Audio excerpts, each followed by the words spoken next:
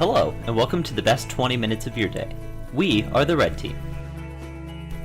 Starring Alex Ledford, Suzanne West, Monica Torres, and Ali Busey.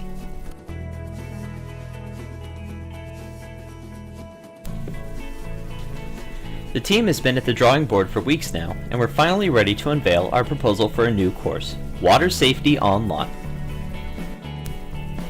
Here's a summary of what the team has proposed thus far. Throughout the years, the inclusion of swimming pools in households has risen. In the news, it is all too common that there is a report of a young child drowning in a residential pool. The causes of these incidents are multitudinous. However, one of the most common factors is because the child was unsupervised, with certain constraints around the pool not being activated or installed. In addition, the state of Florida in particular houses a large number of public swimming pools, water parks, and beaches. Though many of these locations have trained lifeguards on staff, it is irresponsible to assume that every child will be under adequate supervision at all times. Emergencies can occur in an instant, and the proposed training can be the difference between life and death. If the adults caring for children were able to complete water safety training, we may see a decline in the number of residential as well as public drowning incidents. Our decision to make this a computer-based learning tool available via distance education was primarily based on the idea for busy parents, caregivers, and educators who lack the time needed to complete the formal certification process. This course will provide our users the ability to decide when in their busy schedules is the best time to take each module. We will also offer them the ability to replay the modules that they so choose. Our training is designed to convey the most up-to-date and useful information in a time-friendly format. To provide our course with focus and clarity, we have established learning objectives to guide our development. With the successful completion of the course, the student will be able to complete the objectives below.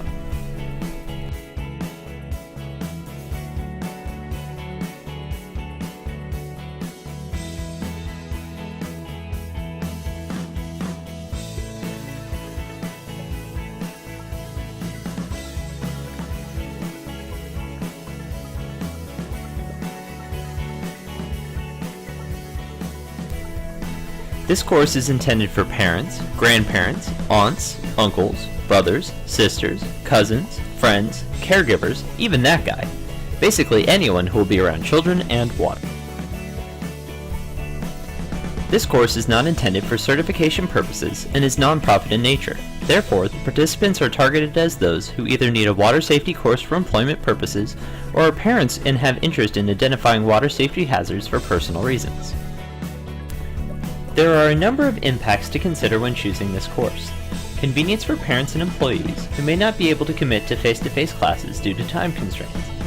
Though the use of distance education may hinder real-world application, as participants may not be trained to apply true emergency procedures through simulation online. The team has identified the following categories as those most meriting possible inclusion within the course's content.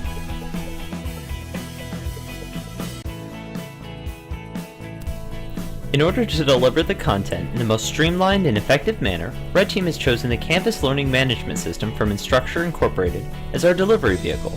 Here's why we think it'll be great. It was hard, but we've narrowed Canvas's benefits down to a final 4.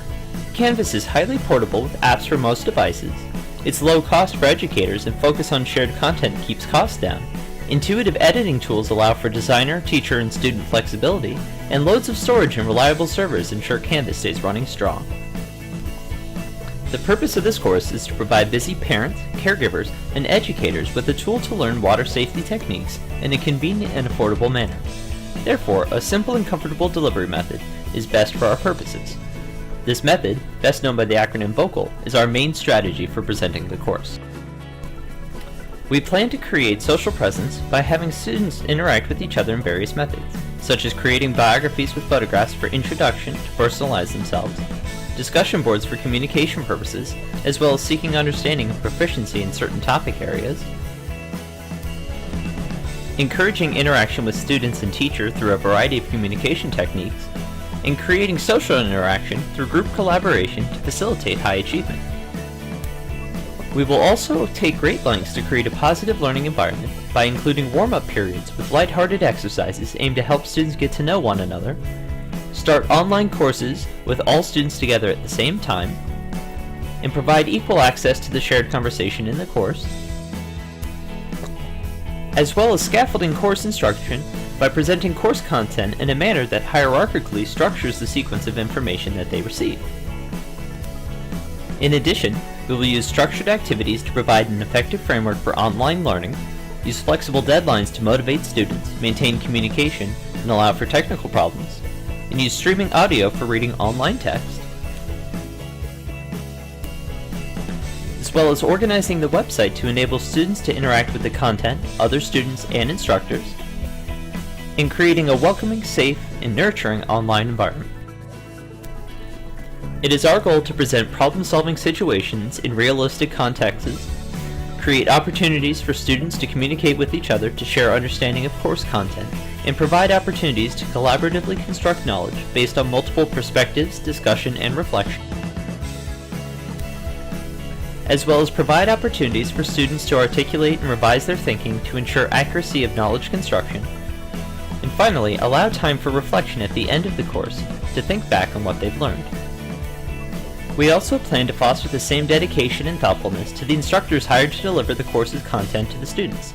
They will plan for increased time for student interactions as compared to traditional courses, forward responses to frequently asked questions to all students to avoid duplication, provide students with continuous, frequent support and feedback, closely monitor each student's progress, create opportunities to coach and facilitate student construction of knowledge, clearly delineate course requirements, and provide opportunities for students to question the instructor to ensure accuracy of understanding.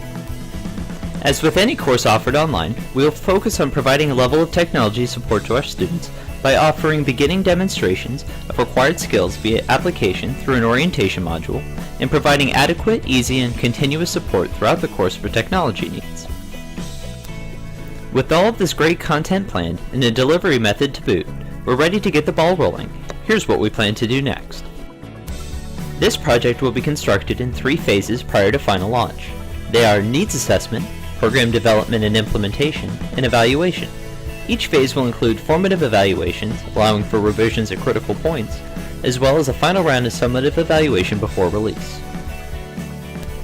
The first step of the plan is to conduct a comprehensive needs assessment, which will be done on multiple levels to ensure development of a resource that not only meets the needs of the intended audience, but is also reflective of the most accurate information and is appropriate in terms of scope and design.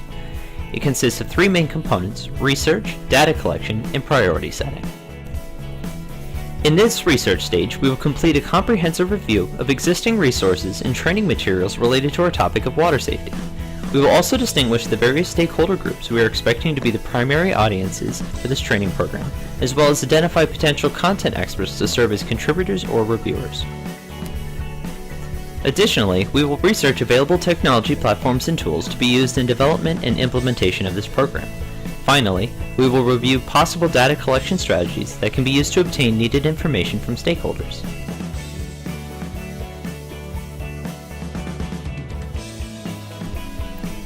In the data collection stage, we will use sampling strategies identified during the research stage to create and test data collection instruments, ultimately using them to collect and record data from representatives of groups we have identified as potential audiences. Additionally, obtaining relevant content, best practices, and other pertinent information with content experts will allow for a comprehensive base for program development. We expect to utilize such strategies as surveys, interviews, and/or focus groups. In addition, an inventory of existing and needed resources will be conducted. The last part of Phase 1 will feature the refining of ideas and the focus of the project by systematically describing the discrepancy between what is and what should be, as determined by our audience needs and available resources. We will then evaluate the list of identified needs and prioritize them against 2 sets of criteria: importance and feasibility. Importance can be determined by examining the number of people impacted and the degree of fit with program goals. Feasibility relates to characteristics such as potential efficacy and costs. The second phase of the project includes workshop development, pilot testing, and program implementation, using the findings and priorities determined from the needs assessment incorporating relevant instructional content and resources as guided by established best practices in distance education. Workshop curriculum, content, and resources will be created and tested. This phase is comprised of 4 components: program scope and structure, program development, pilot testing and modification, and program implementation. At this stage, the proposed learning objectives and goals are revised based on the needs assessment. From this, an outline of the content is developed and used to determine flow, supplemental materials, and development needs. In addition, a timeline, project management plan, data management plan, and evaluation outline are developed. A large portion of this next phase is the actual development of the program. Using resources and content experts identified in Phase 1, the development of the training is completed. This should include review for accuracy, appropriateness, technological functionality, and grammatical editing. Following the development and prior to full-scale implementation, it is important to run a pilot test of the developed training program with a variety of potential audiences. Feedback on content, design, usability, and overall satisfaction of the product should be obtained, as well as measuring learning outcomes to ensure program objectives are being met. This pilot testing of the training program and associated material will be evaluated for intended outcomes, areas for improvement, and to ensure programmatic success prior to full-scale implementation. Modifications should be made based on the feedback and assessments from the pilot test. The final component of this phase is the full implementation of the training. This would include promoting the training opportunity to interested audiences.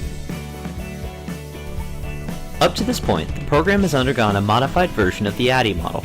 Beginning with analysis of the needs of the end users, it was followed by the design and development of the course. Initial implementation will now have been undertaken, and a final round of testing and evaluation of the course can take place. And this, of course, is also the name of the Red Team mascot, our very own ADDIE model.